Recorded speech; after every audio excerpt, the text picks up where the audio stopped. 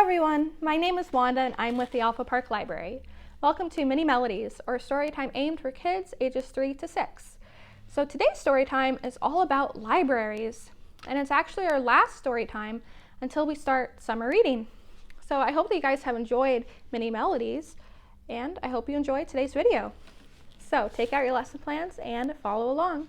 As always, we're going to start with You'll Sing a Song and I'll Sing a Song. You'll sing a song and I'll sing a song, and we'll sing a song together.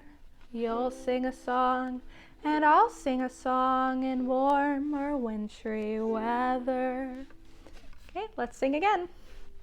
You'll sing a song and I'll sing a song, and we'll sing a song together. You'll sing a song and I'll sing a song in warm or wintry weather. Okay, so our next song is called Read a Book, and it's to the tune of Row, row, row your boat gently down the stream. So if you know it, make sure that you sing along, okay? Read, read, read a book, travel anywhere. Worldwide you decide, a book will take you there. Read, read, read a book, beginning to the end. What a way to spend the day. A book's a special friend. Read, read, read a book, travel anywhere. Worldwide you decide, a book will take you there. Read, read, read a book, beginning to the end. What a way to spend the day. A book's a special friend. So our first book is called Library Lion. It's all about a lion in the library. I think that'd be pretty scary. As cool as lions are, I don't know if I want them in the library, huh? But let's see what this lion is like. One day, a lion came to the library. He walked right past the circulation desk and up into the stacks. Mr. McBee ran down the hall to the head librarian's office. "Miss Merriweather," he called.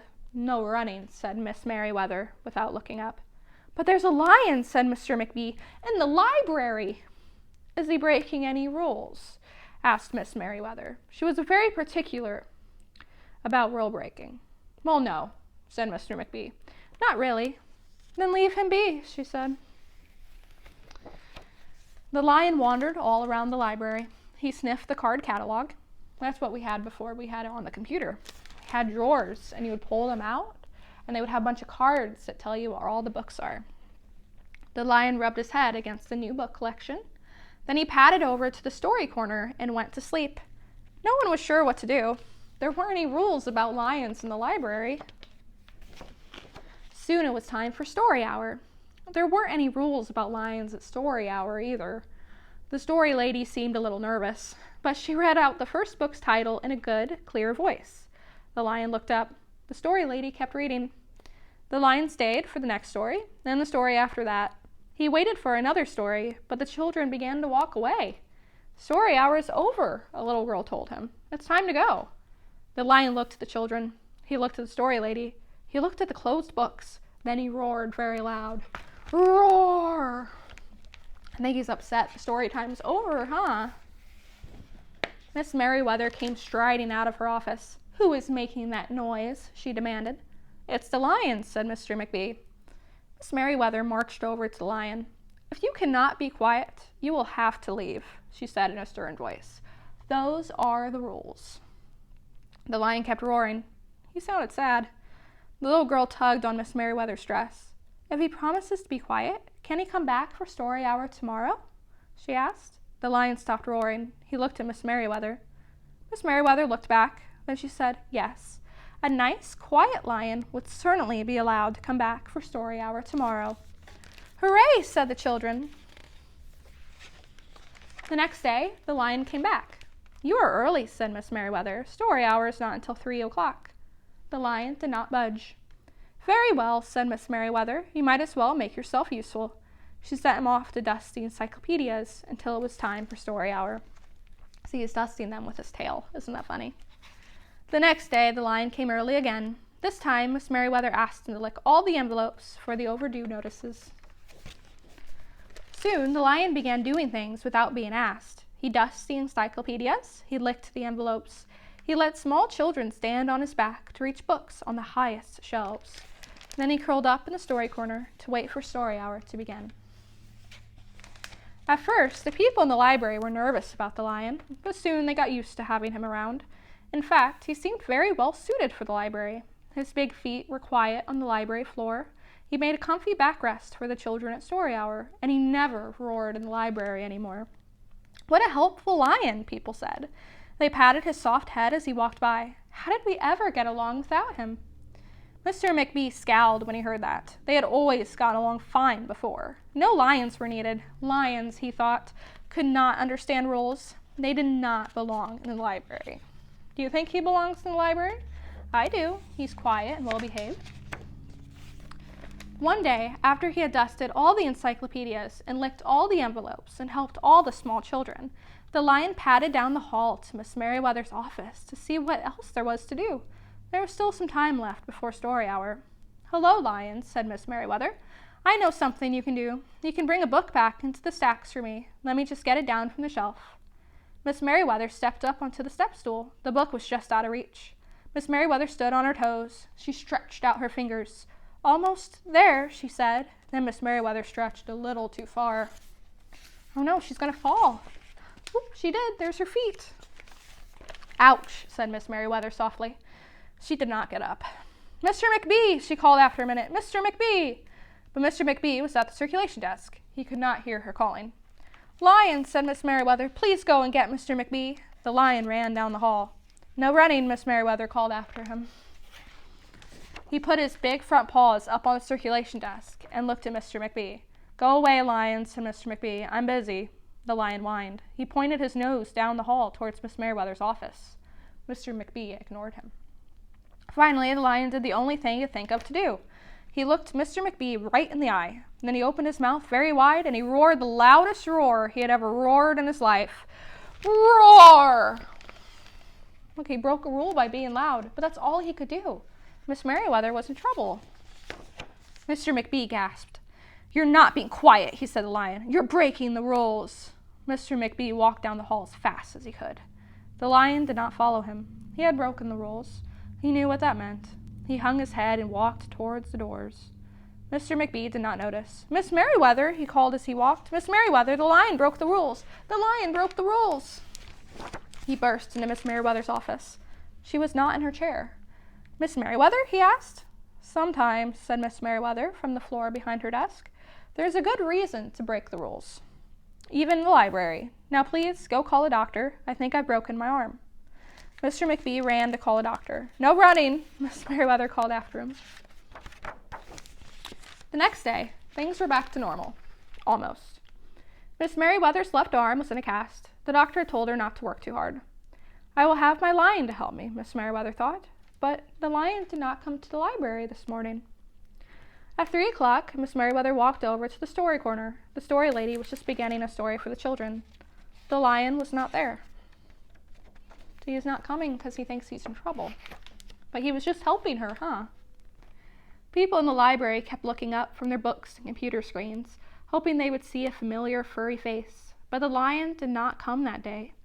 The lion did not come the day after that either, or the day after that. One evening, Mr. McBee stopped by Miss Merriweather's office on his way out. "Can I do anything for you before I go, Miss Merriweather?" he asked her. "No, thank you," said Miss Merriweather. She was looking out the window. Her voice was very quiet, even for the library. Mr. McBee frowned as he walked away. He thought there probably was something he could do for Miss Merriweather, after all. Mr. McBee left the library, but he did not go home. He walked around the neighborhood. He looked under cars. He looked behind bushes. He looked in backyards and trash cans and tree houses. Finally, he circled all the way back to the library. The lion was sitting outside, looking in through the glass doors. "Hello, Lion," said Mr. McBee. The lion did not turn around. "I thought you might like to know," said Mr. McBee, "that there's a new rule at the library. No roaring allowed unless you have a very good reason. Say, if you're trying to help a friend who's been hurt, for example." The lion's ears twitched. He turned around. But Mr. McBee was already walking away. The next day, Mr. McBee walked down the hall to Miss Merriweather's office. "What is it, Mr. McBee?" asked Miss Merriweather in her new sad, quiet voice. I thought you might like to know, said Mr. McBee, that there's a lion in the library. Miss Merriweather jumped up from her chair and ran down the hall. Mr. McBee smiled. No running, he called after her. Miss Merriweather didn't listen. Sometimes there was a good reason to break the rules, even in the library. Her and the lion are really good friends. Thought that was a really sweet story. Okay, so next we have a poem, and it's 5 little books.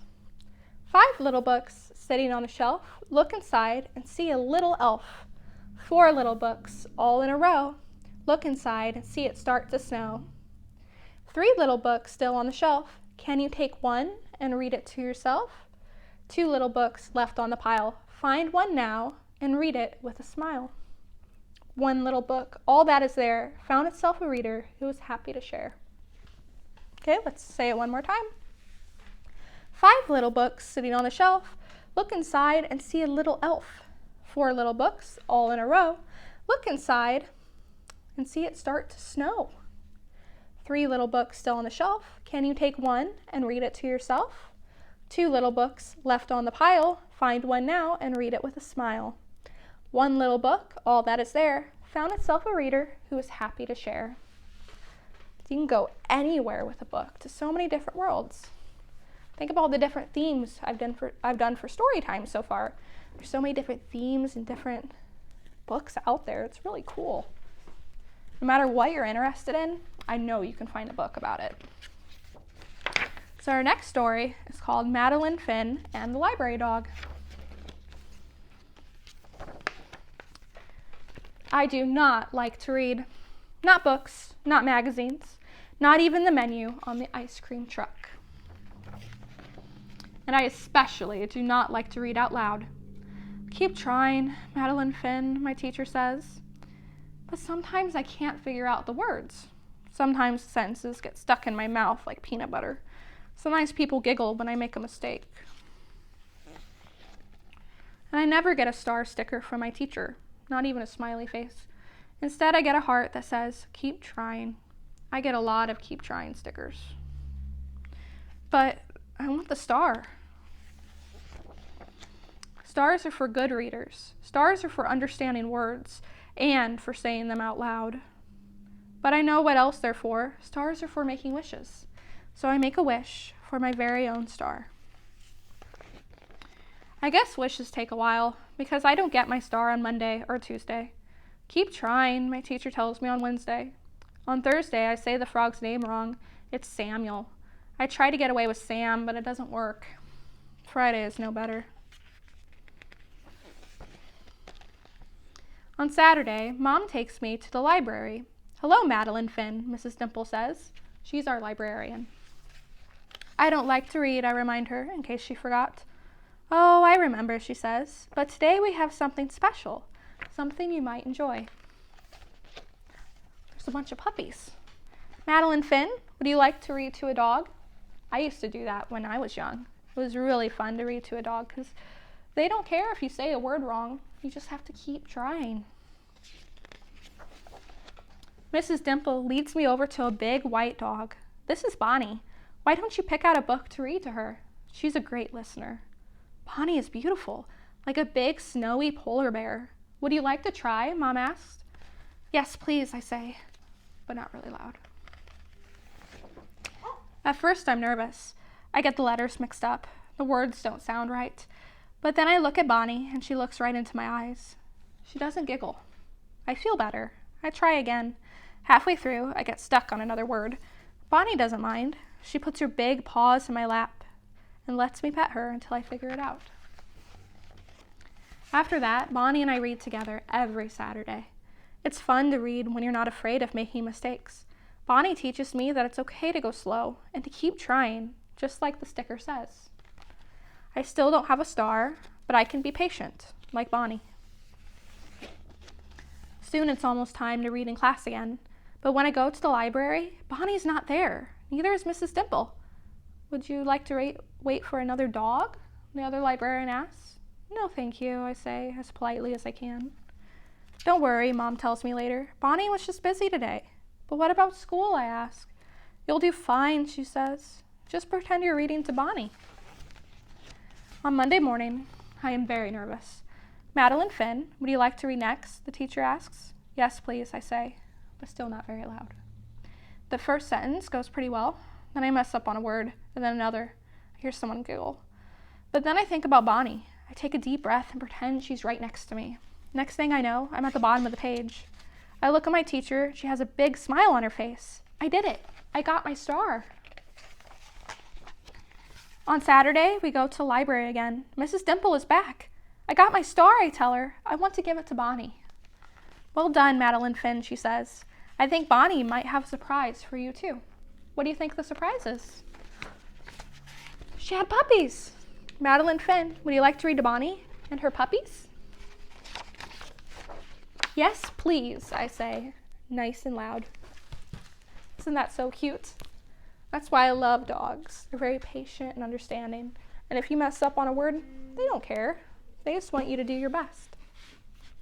Okay, so our last song is called Story Time is Over, because Mini Melodies is over for now, but story time will be back soon. This is to the tune of Farmer in the Dell. Hi-ho the dairy-o, the farmer in the dell. Okay, here we go. Our story time is over. Our story time is over. Hey-ho the dairy-o, we'll read some more at home. Goodbye until next time. Goodbye until next time. Hey-ho the dairy-o, see you all next time. Our story time is over. Our story time is over. Hey-ho the dairy-o, we'll read some more at home. Goodbye until next time. Goodbye until next time. Hey-ho the dairy-o, see you all next time. Okay, thank you so much for joining me for today's story time. I hope you have really enjoyed Mini Melodies so far, and I hope that you continue participating in our different events at the library. And thank you so much, and I hope to see you next time. Bye-bye.